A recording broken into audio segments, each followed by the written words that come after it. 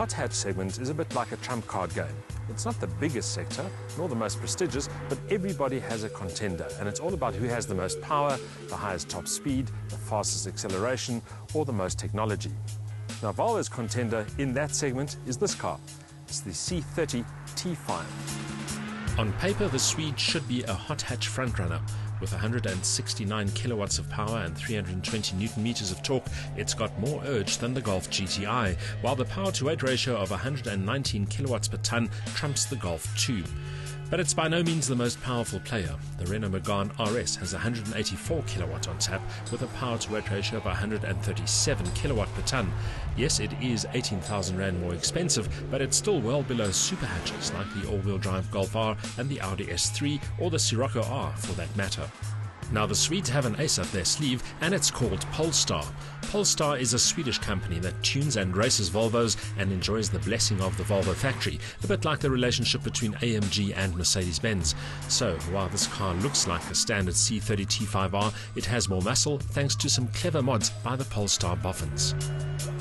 And it all happens right here under the bonnet. It's essentially the same 2.5-litre 5-cylinder inline engine, same pistons, same cylinders, same block, but what's changed here from the Polestar point of view is the engine management system. They've tweaked that to produce more power and more torque. How much more power? 184 kilowatts, which is 8.9% more, and the torque going up to 350 newton meters, which is 15.8% more. The extra urge really ups the Polestar Volvo's stakes in the trump card game, propelling it well ahead of the GTI and equaling the Megane RS in power output terms. It's also right up there with the Golf R and the Audi S3, albeit without the benefit of all-wheel drive. Interestingly, Polestar says the extra muscle is achieved without affecting the standard car's quoted fuel consumption or CO2 emissions levels. We're not sure how they managed that, but Volvo claims 8.7 litres per 100 kilometres on the combined cycle, while we only managed 11.8 litres per 100 during testing. As I've mentioned, the Polestar magic happens under the bonnet. There's not even a badge to distinguish this car from a standard T5R design, and that adds an element of stealth appeal.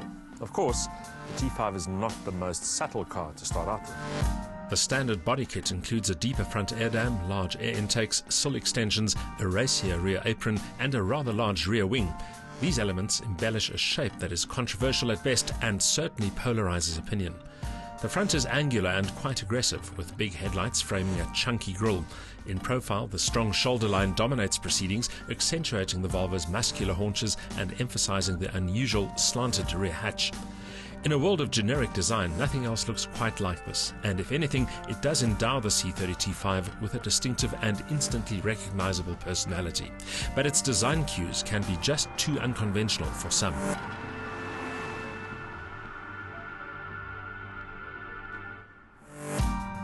That theme continues here in the cabin, which is very Volvo and initially quite striking. Of particular note is the two-tone upholstery and the very strange arrangement of the rear seating, which instead of a normal bench seat has two individual seats. But in reality, there's more to disappoint than to like in here. In line with its top model status, the C30 2.5 does offer all the creature comforts we've come to expect, including an excellent sound system, a trip computer, climate control, central locking, comprehensive instrumentation and electric windows. In overall terms, the ergonomics are efficient and the controls and instruments are intuitive to operate. That also goes for the multifunction steering wheel. But aside from Volvo's much vaunted floating center console, there's not much to save it from blandness. The front bucket seats are comfortable and supportive enough, but despite being height adjustable, the seating position is still too high. The two-tone upholstery is certainly eye-catching and well executed, but the cream-coloured inserts quickly become grubby. The individual rear seats are interesting, but not exactly practical.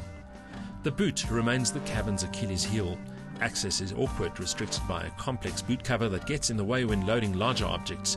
It needs to be unclipped to make the most of the space on offer. In short, it's not exactly user-friendly. But let's face it, what matters here is performance. In standard trim, the C30 2.5 is no slouch, and this car only builds on that reputation. It feels extremely strong from the word go and sustains that urge all the way through the rev range. The biggest problem with this car is getting the power down on the road. There's a lot of wheel spin from the start, even with the traction control, unless you're very, very careful with the clutch. The Polestar clips about 0.2 of a second off the normal T5's 6.7 second sprint time, while top speed improves to 245 kilometers an hour. Vitally, the extra mid-range urge benefits tractability and response. The T5's suspension is lower and stiffer than a normal C30, contributing to the car's sporty character. It gets a bit jittery on bumpy roads and there's too much understeer, but the Volvo mostly feels swift, competent and entertaining. The C30 T5 is not a conventional hatchback. You'll either love or hate the looks, and the same goes for the interior. But the Polestar conversion makes this car one of the most powerful front-wheel drive hot hatches on the market. It's a pity then that the chassis can't quite keep up with the urge on offer. Still, for less than 350,000 Rand all in, the C30 T5 Polestar also adds strong value to its list of attributes, and that might be its ultimate trump card. Polestar's non-invasive changes up power and torque to new heights, while also adding better mid-range and sharper responses to the equation. The result is a hotter C30 that's factory approved and is priced attractively too, but it's still an acquired taste and the chassis deserves an upgrade as well.